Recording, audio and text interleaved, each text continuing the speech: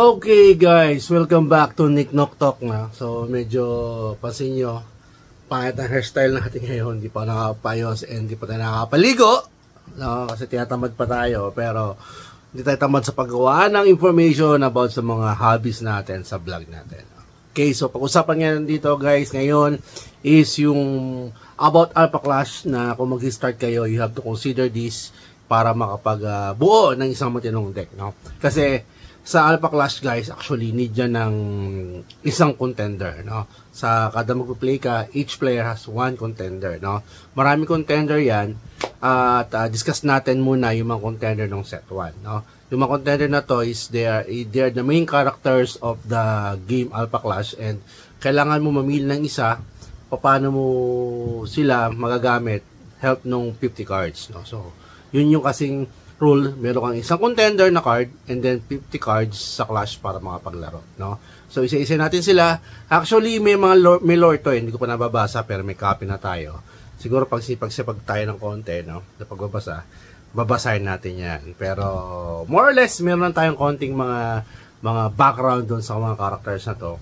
Pero gusto ko muna i-discuss sa inyo ano yung mga characteristic ng per contender, no? Tatlong set na to.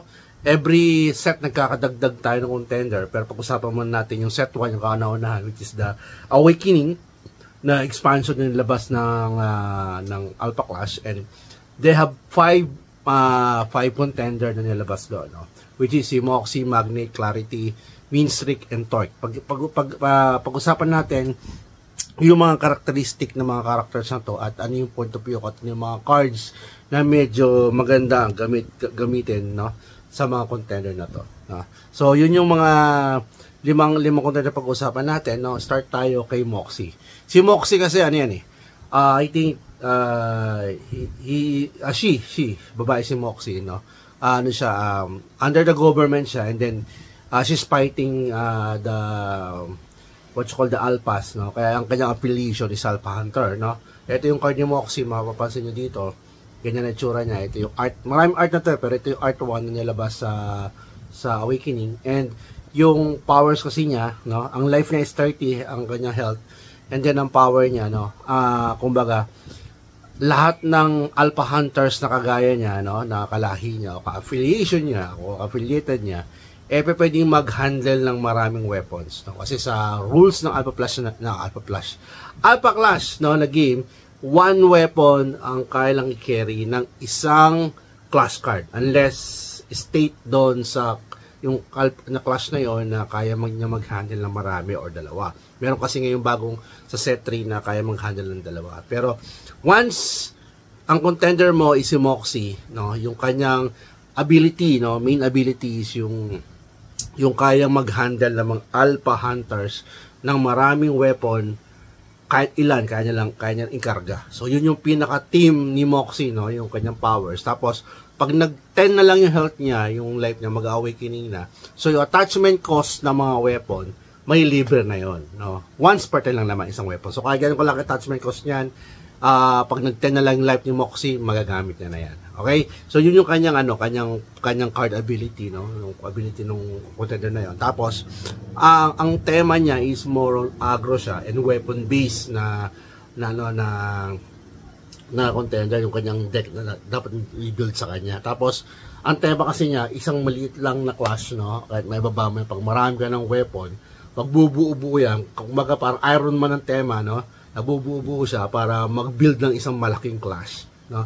Nakakita na ako ng damage siya na inabot ng around isang clash is 1440, no?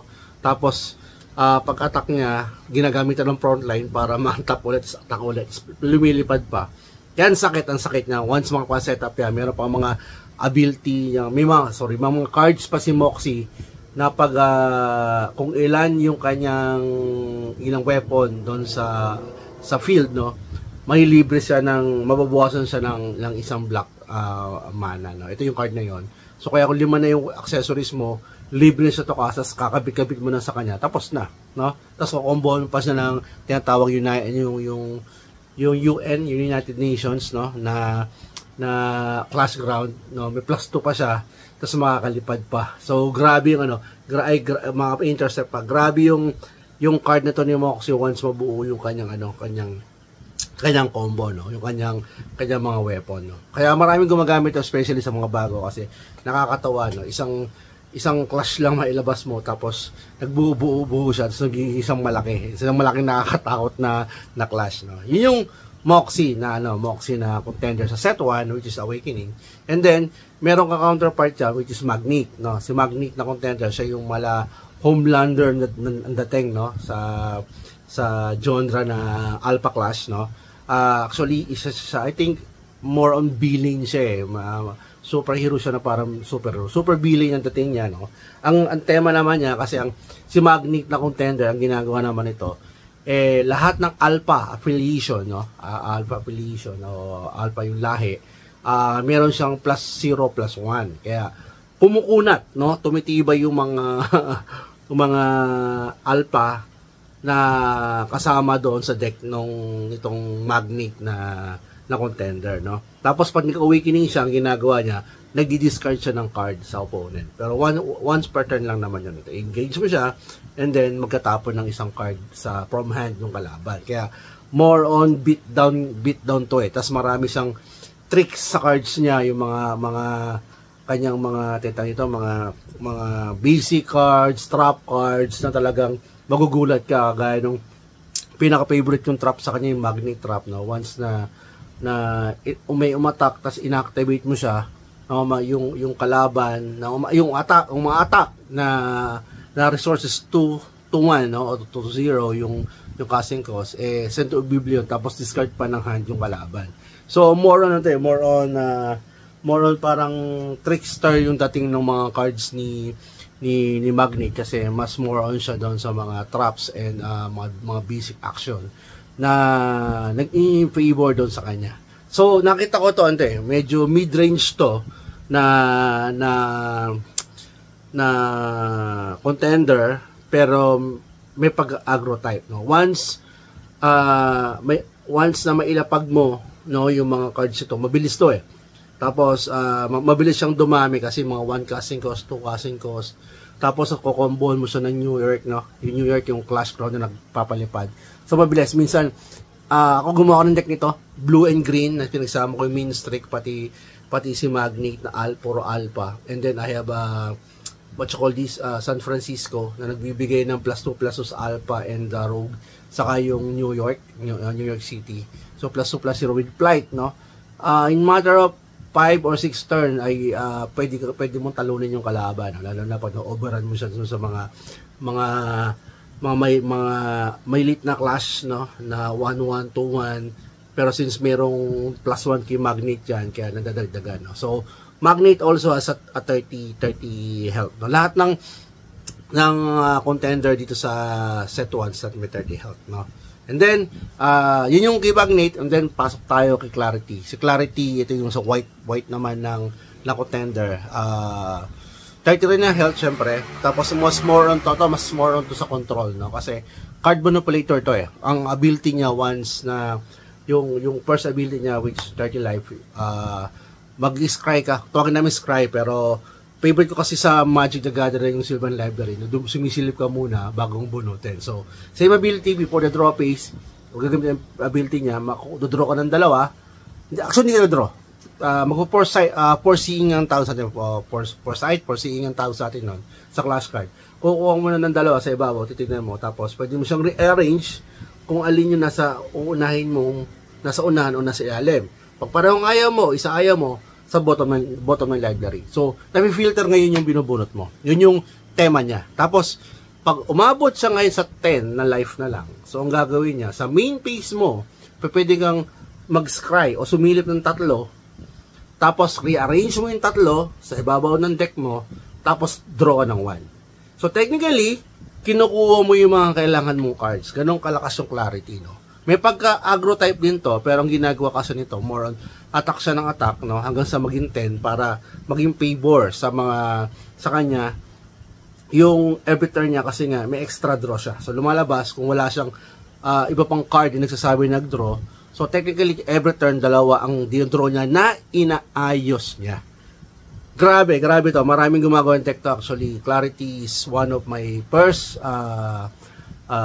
contender na nagustuhan kasi nga doon sa ability niya. For me, sa 5, siya yung pinakamagandang mayroong ability, no, na magagamit sa lahat kasi nga is ang minamanipulit niya is yung drawing power ng deck mo. So kaya gusto ko yung clarity na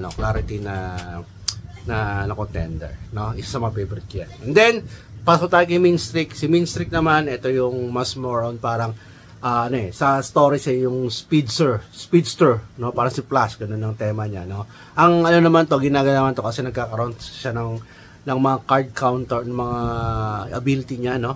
Yung naglilipat ka ng mga counters, no? Counters ng mga yung speed counter niya. Speed counter ba tawag doon? Street counter. So, 1 per turn, pwede ka mag-transfer ng isang amount ng counter from your class to another class. So, pasahin yung counter na yun, depende sa card yun kasi may mga card na nagbibigay ng mas lumalakas sila, mas lumalaki o nagkakaroon ng ability pag nagkakaroon siya ng speed ng counter. So, imaginein mo, isang card mo, let's say na mahina, na mayroong counter, na ililipat mo sa kabila para lumakas, grabe magiging build up ng mga clash mo, Tapos, pag namatay, namatay yung clash card mo na merong counter, draw ka ng card.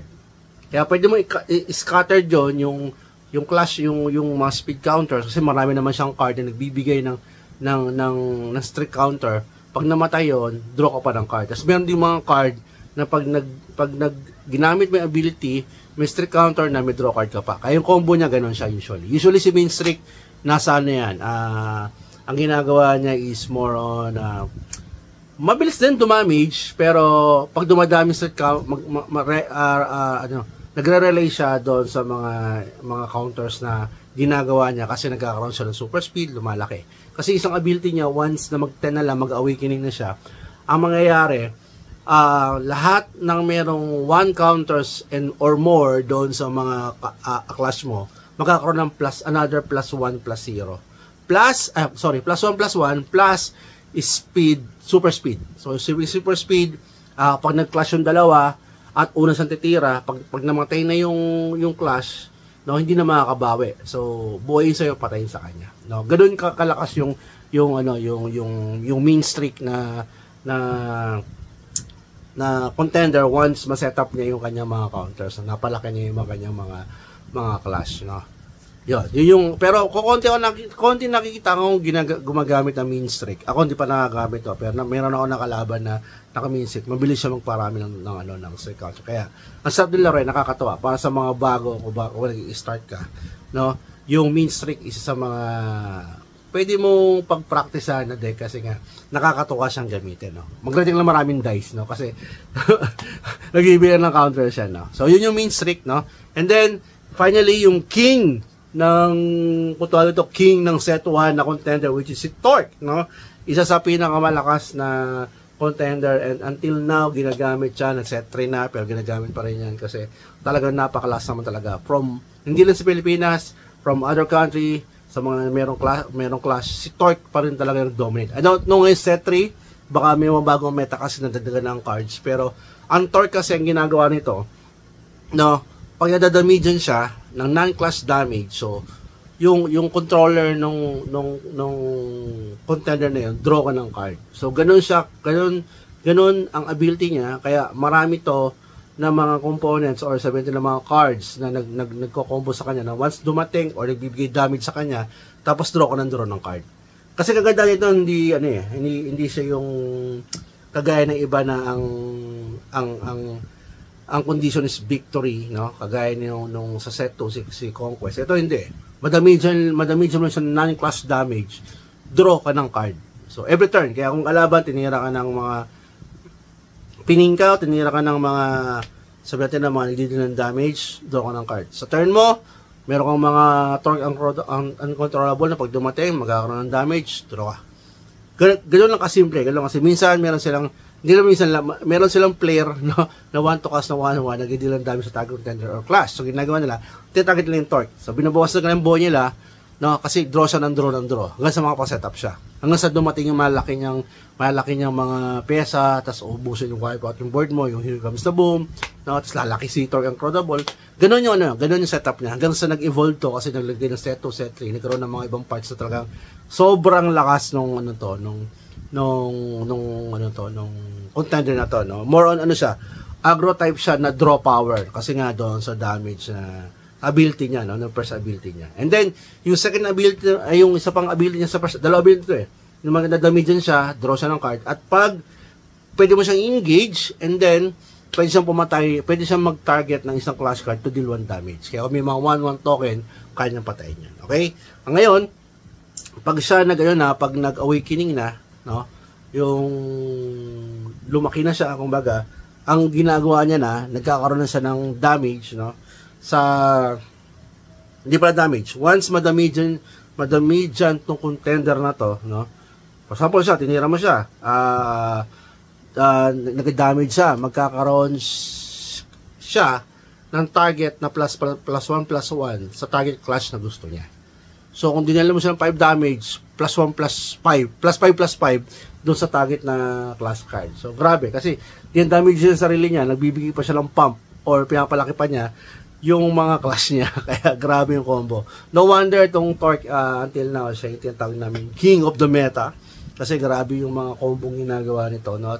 Sa drawing power talaga unquestionable tong Torque, malakas sa drawing power, no? So yun yung ni Torque, kaya until now siya ang number 1 sa buong mundo sa contender. Okay? So yun yung nakikita ko na mga review natin dito sa ating mga contender sa set 1, and hope nalinawan kayo, no, sa pagbubuo ngayon ng ating yung deck, no, sa Alpha Class. Magkaroon kayo ng konting hit kung ano yung mga gusto nyo at bagay sa inyo. Okay?